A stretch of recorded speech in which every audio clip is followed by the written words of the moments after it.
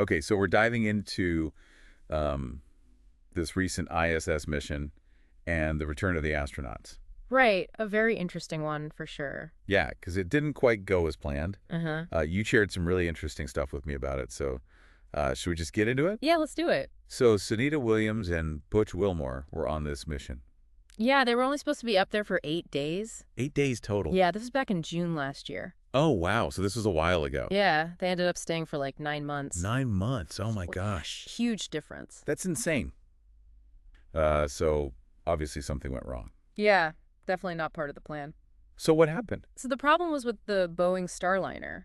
Oh, the Starliner, right? It was supposed to bring them back, Right. but there was some kind of malfunction. Oh, wow. So they were basically stuck on the ISS. stuck in space for 9 months. Pretty much, yeah. Wow. Okay, so what happened next? Well, eventually they came back on a SpaceX Dragon capsule. Oh, so they had to use a different spacecraft? Exactly. Yeah. Wow. So they splashed down off the coast of Florida. Yeah, it was a successful landing.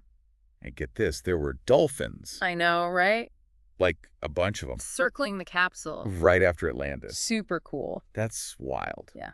All right, so that's kind of the overall story, but let's break it down a little more. Yeah, for sure. So we've got this 9-month delay because of the Boeing issue. Right. A pretty big setback. Yeah, I mean, 9 months, that's a long time to be stuck anywhere, let alone space. Absolutely. And imagine the impact on their families and everyone involved. Yeah, definitely. So they finally get to come home in this Dragon capsule. Yeah, and it landed in the sea near Florida. Right, and this was at like 3:27 a.m. Indian time. Early morning. Yeah, so they have these recordings of like the messages from Mission Control. Oh, yeah. And it's like, Nick Bachaney Butch Suni, welcome back home from SpaceX. Gives you chills. And then the commander, Nick Hague, he's like, everyone in the capsule is full of smiles. Yeah, you can just feel the relief and the joy in that message. Totally. Okay, so this whole journey back to Earth took about 17 hours. 17 hours from the ISS to splashdown. Right, so let's talk about that a little bit because, I mean, I don't know if people realize how intense that is. Oh, absolutely. It's not just a leisurely float back down to Earth. So they're coming in from space, right? Right. They're leaving the ISS. And by the way, two of these guys,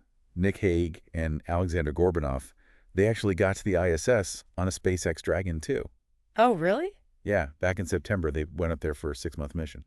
Wow. So they got the full SpaceX experience? Pretty much, anyway. But yeah, so they're coming back to Earth, and they hit the atmosphere at something like 17,000 miles per hour. 17,000 miles an hour. That's insanely fast. Right, and they have to slow down from that to basically zero. Yeah, the forces involved are incredible. It's great. Okay, so there's this thing called atmospheric entry, right? Right. That's where things get really intense. So as they're coming in, they actually lose contact with Mission Control for a bit. Yeah, there's a communication blackout. Because of all this stuff happening around the capsule? All the plasma and ionization. Right. But thankfully, they get contact back around 3:20 a.m. Right, just a few minutes before landing. And the heat is crazy. Oh my gosh. Yeah, the outside of the capsule reaches almost 2,000 degrees Celsius. That's like 3 times hotter than a pizza oven. It's wild, but the heat shield does its job and protects the astronauts inside. Incredible technology, right? So then at 3:21 a.m., the spacecraft switches to autonomous mode. Meaning it's basically flying itself. Right. The astronauts are monitoring everything on a touchscreen, but the spacecraft is in control. Amazing, right? Like something out of a sci-fi movie? Totally. So then a few minutes later, the parachutes start to deploy. Yeah, the first two open around 3:24 a.m. And there's like a big jolt when they open. Yeah, a pretty strong shock, but it's all part of the plan. Right. And then 2 more parachutes open. And that really slows the capsule down for a safe landing. Right. And then splash down dolphins. Can you imagine seeing that after coming back from space? It'd be surreal.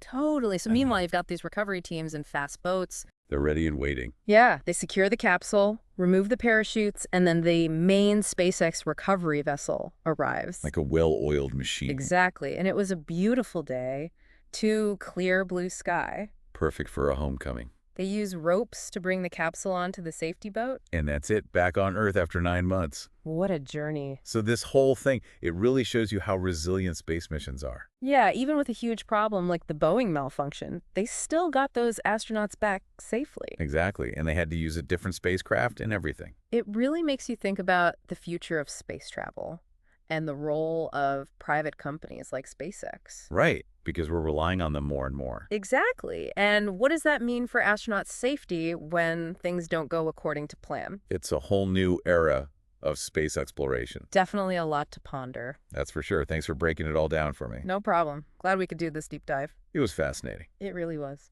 All right, that's all the time we have for today. Thanks for listening, everyone. See ya next time.